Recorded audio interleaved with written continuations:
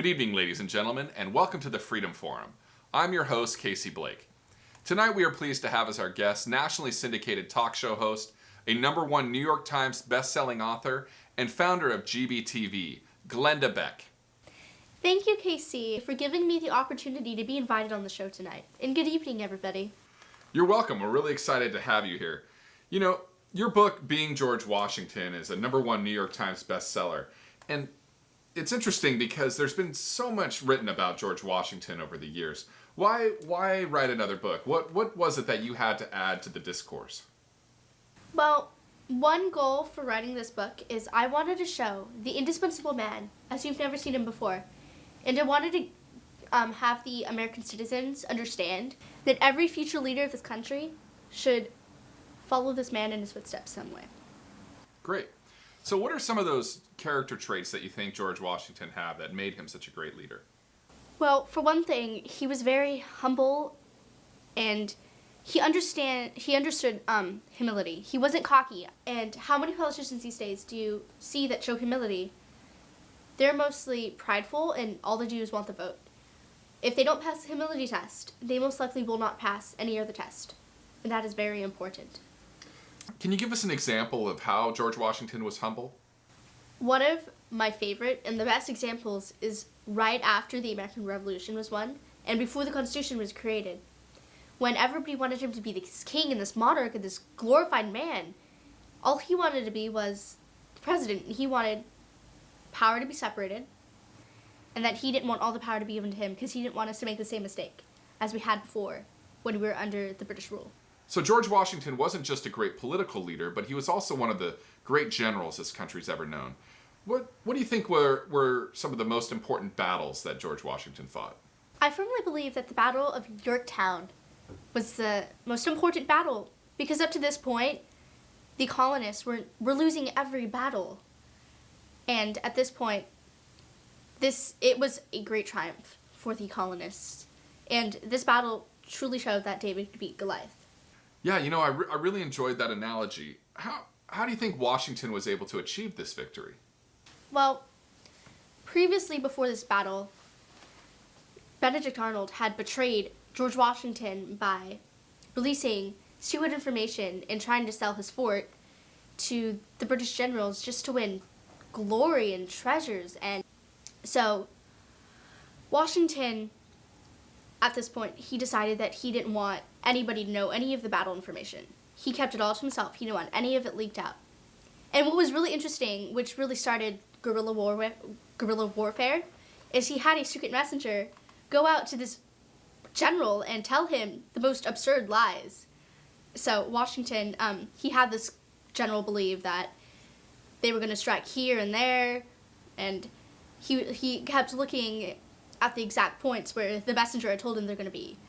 And one day, Washington, when he thought it was the right time, he just went out there, he dug trenches, and he had the colonists attack.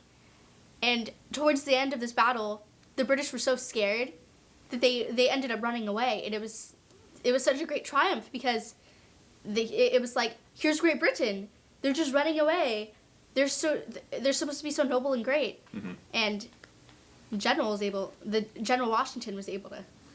And so George Washington is credited with beginning the American intelligence service with that kind of covert operation that you're talking about. So, what would you say were some of George Washington's key traits as a leader? Well, Washington was always humble. He was sure. He was prepared. He was trustworthy. He was full of honor, and he was all about character. These traits that Washington showed were the traits that most likely saved America. You mentioned earlier that Washington was the indispensable man. If Washington were not in attendance at the Constitutional Convention, how would that have affected our nation today, do you think? Well, when Washington, it's actually a pretty funny story.